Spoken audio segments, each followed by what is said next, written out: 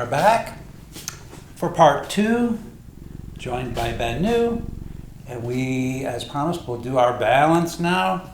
We're all settled, hydrated, and so this is called a Ganapati balance, another elephant balance. It's very similar to Warrior 3, only I believe easier. Warrior 3 is the balance, where we go like this. In this case, we get to keep our arms down by our sides, right? So, and I'll even try doing it sideways. I'm going to try to look like a T shape. You're going to see that I'm not going to end up looking too much like a T shape. And you can also see I'm covered with white fur. This cat is shedding so bad.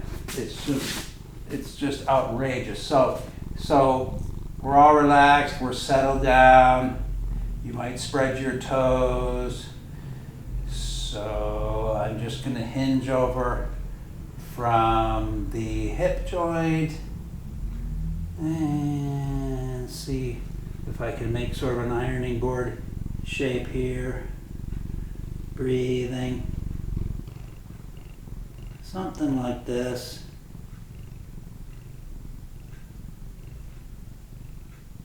Yeah, come back up. See what that looks like later. I'm going to turn to the other side just for symmetry, but I'm on the other leg now. I think I'm on the other leg. Okay. I honestly can't remember if I'm on the other leg now or not. But you are.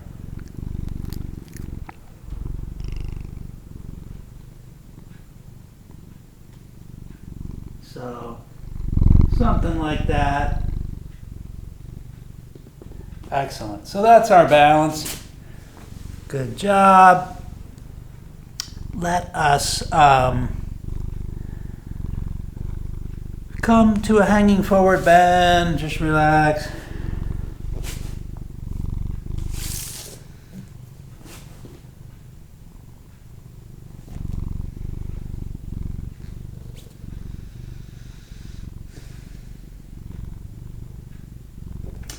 Why don't we get our lunges out of the way? I'm just going to step one leg back, coming into my lunge,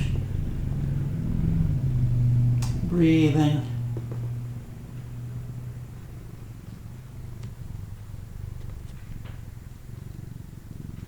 Just get comfortable, Bennu. It's making me nervous. There he goes. There he goes. Looks a little stiff. I'm going to step back up. Breath here to get centered, and when you're ready, step the other leg back into your lunge.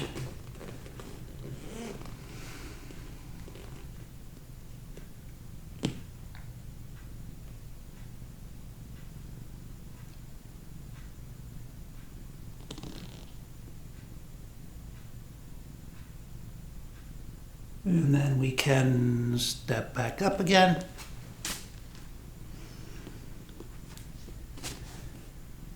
To get back to downward facing dog, I can hop back. I can see if I can do this so gracefully as to not disturb meditating Bennu here. See if this will work.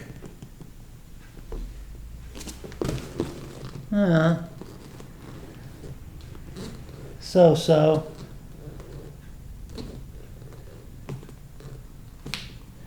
So check your grip on the mat. Your mat's a lot more sticky than mine is.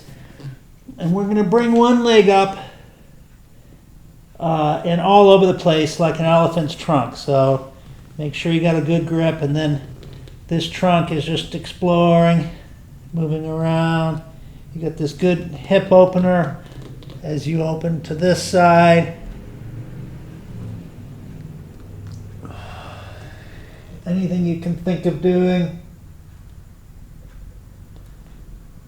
And then lower that leg. And check your grip again. And we'll bring the other leg up.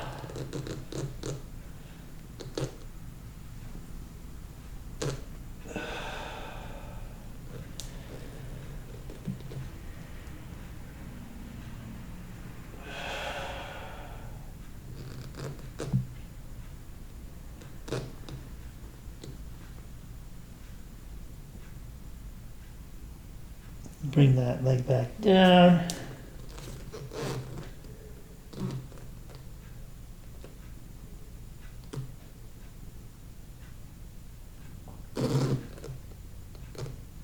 One more good stretch here.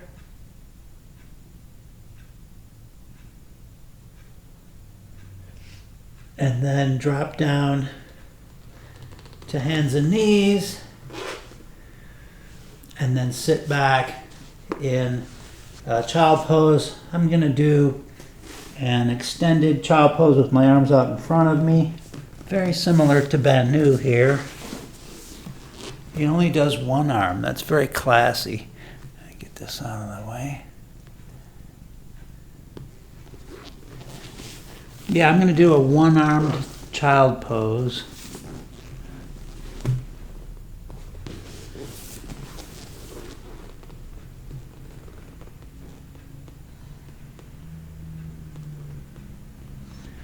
His head is up a little more.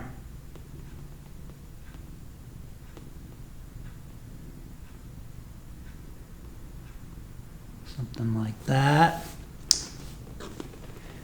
Can you hear this cat purring?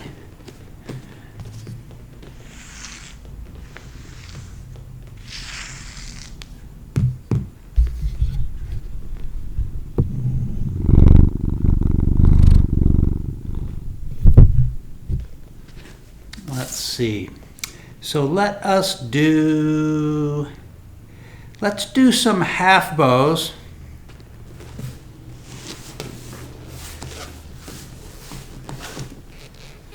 So I'm going to go opposite hand to opposite foot. So one hand is extended out for stability. Again, I look a little bit like Banu here, but not much. And so this hand's going to come up and reach back and then find the opposite foot. And then, even though it doesn't look like it, I'm bowing upward and relaxing here, extending upward. Again, it's not so much what it looks like, it's how it feels. So I can feel a lot of stretch in the quadricep and the front of the body. And this is just a little reminiscent of when elephants walk in a row and one holds the other's tail in his trunk. Take one more breath here. Gently release. Switch hands.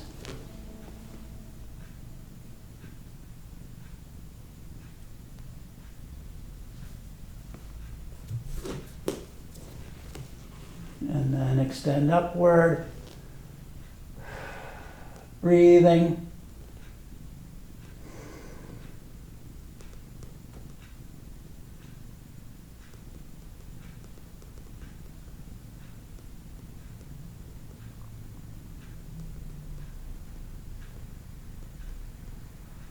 How about one more breath?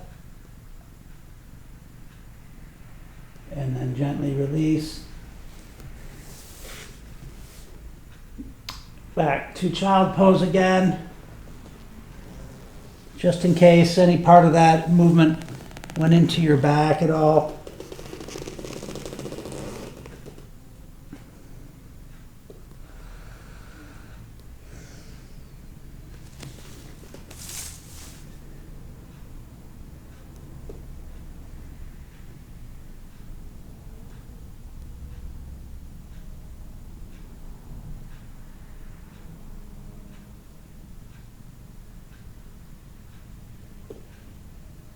And then come up to hands and knees and do some cat and cow.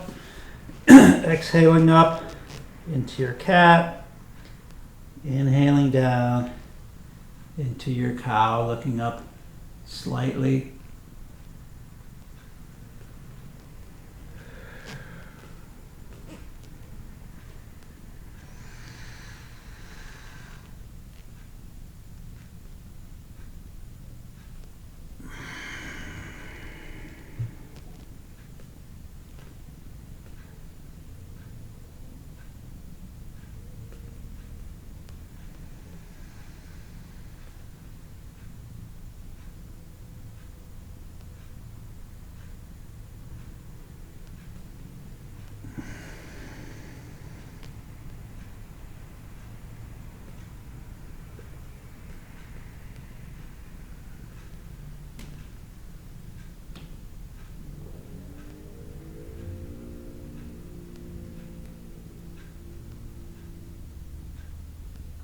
Do one more of each.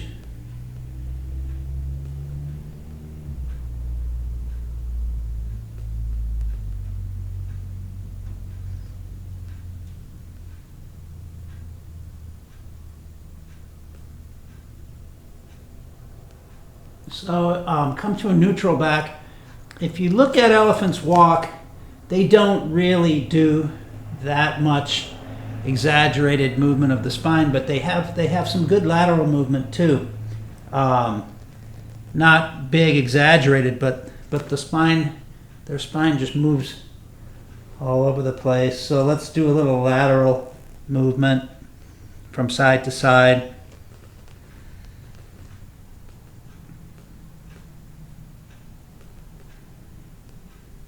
And you could turn your head as if you were looking for your little baby elephant, figure out where it went to, can't let it get too far out of your sight.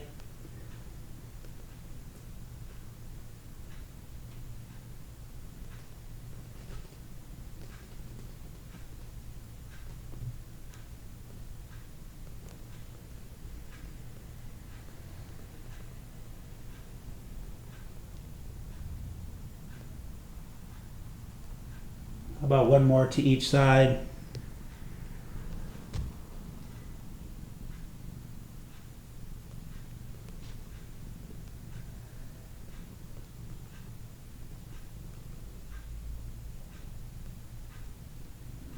All right. And then, just for fun, one of the greatest things about elephants is that they can do headstands. And we're not going to do a full headstand, but we could pretend like we are. I don't want you at home to go crashing over into furniture and stuff like this, or if you live in an apartment and you fell over, the neighbors downstairs would get upset. So we'll just sort of approximate it. And remember, with our inversions, any inversion is 95% of a full inverted pose, just the fact that you're upside down. So I'm gonna make a triangle with my arms, bring my head down to the mat, curl my toes under, and then just press up. So like it's like a downward dog, and then maybe walk your feet towards you a little bit, and just feel like what would happen if one leg came up, and then maybe another leg came up. Or you might start both legs from down here.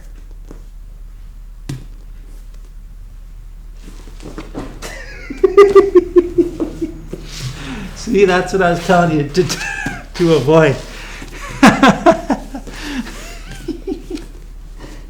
So anyway, like more like that.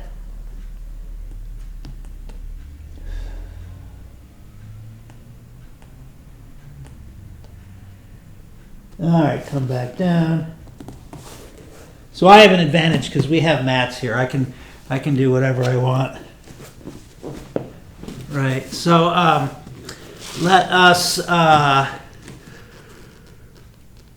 let's do our half moon side stretch, which is another pose reminiscent of the elephant's trunk. So the bottom leg's bent, top leg is long. And just because you bend the bottom leg doesn't mean you draw it up. Keep it back. This keeps everything straight here. This is what you want. You don't want to have too many bends down in this part of the spine while we're going up and down. So elbow under the shoulder, inhale up and over. And exhale down.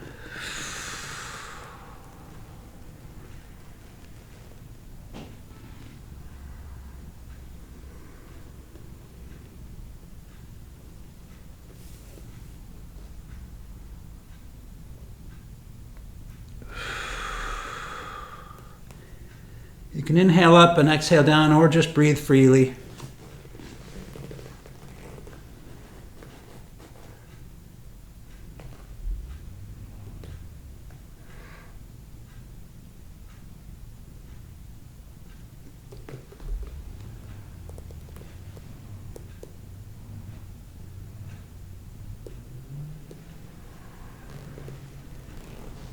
This time come up as high as you can and stay here for a couple of breaths.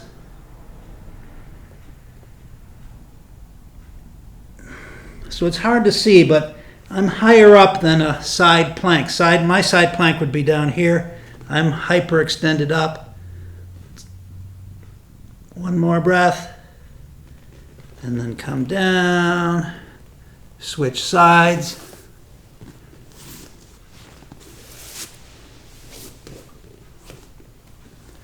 Start the other side whenever you're ready.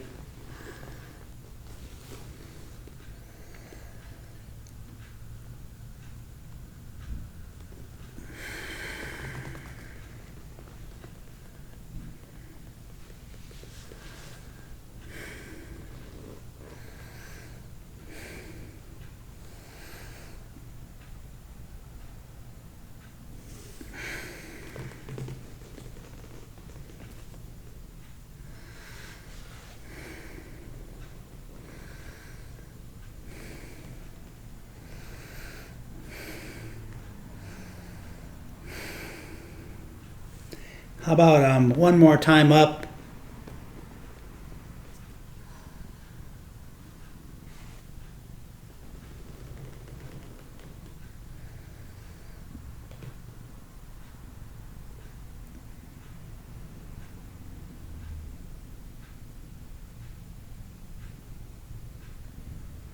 One more breath. And then come back down. All right. Lay back. Hug your knees to your chest.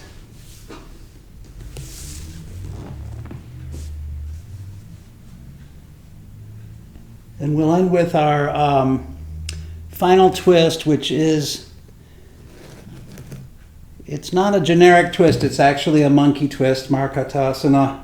And the monkey and the elephant have a special relationship in Hindu mythology. So just to get it right, my palms are up and I'm going to keep my shoulders glued to the mat as my knees go to one side and my head to the other.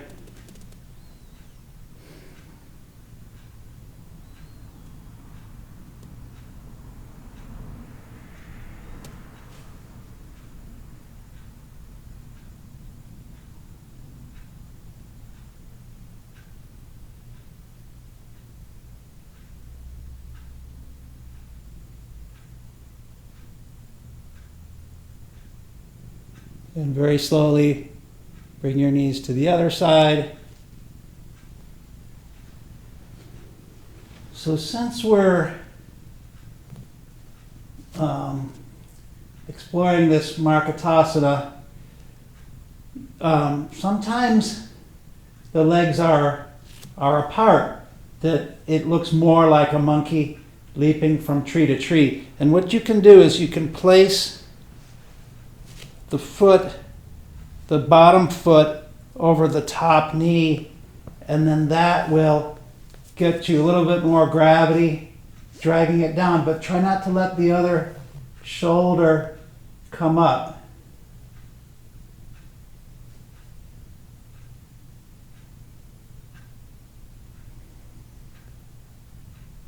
So this is nice because normally in class you wouldn't be able to see maybe what I'm talking about, but now you can see, unless Benu is in the way, and then maybe you'll see it on the other side. So let's go back to the other side, untangle your legs, bring your legs to the other side.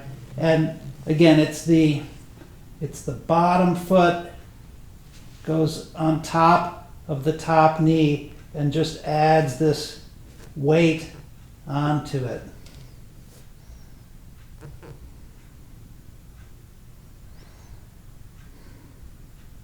So it adds to the twist quite a bit, hopefully not too much. If you don't like it, don't do it.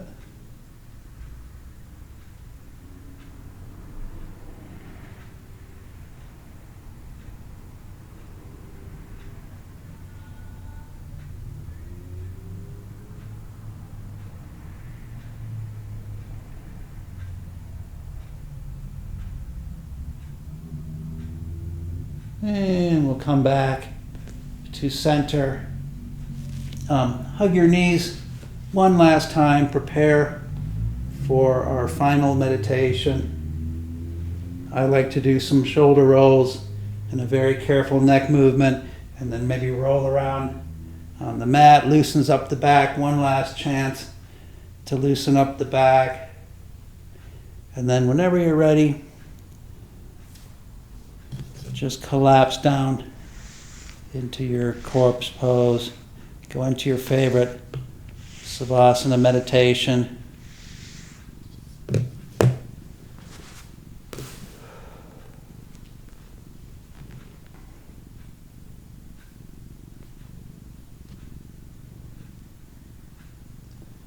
Long, even breathing into your belly.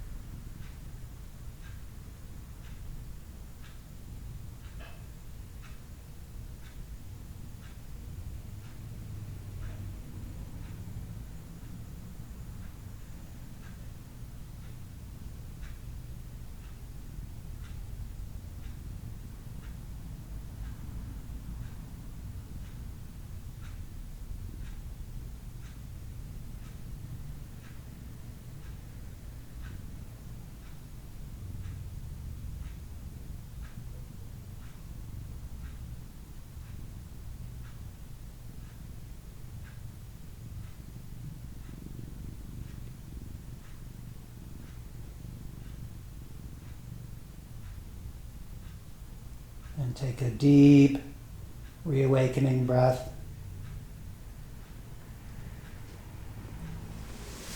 Roll onto your side. Come into a fetal position. Like a baby, support your head. Take a few more breaths here.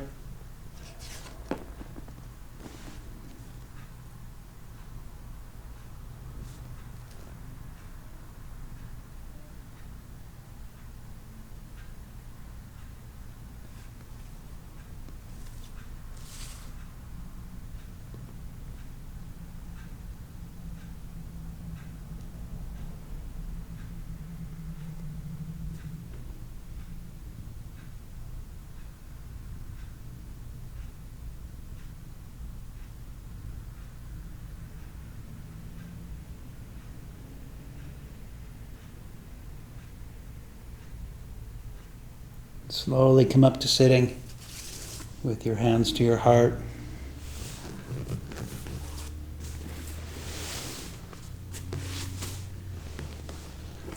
So we didn't really go into much of the symbology of the elephant or the importance of the elephant in India or any of the mythology surrounding Ganesha, but this is Ganesha, and it's even the Japanese, in Japanese Buddhism, they have an elephant god named Kangi Ten, And then the Om symbol represents Ganesha 2.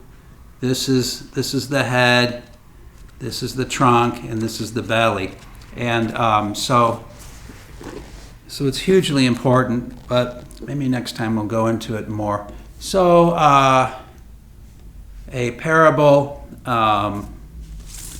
the monkey approached Ganesha in the forest and asked him what makes a good story. He replied, conflict, grief, love, comedy, terror, a villain who we must love also, all properly mixed, like a perfect meal. There you have it. Namaste.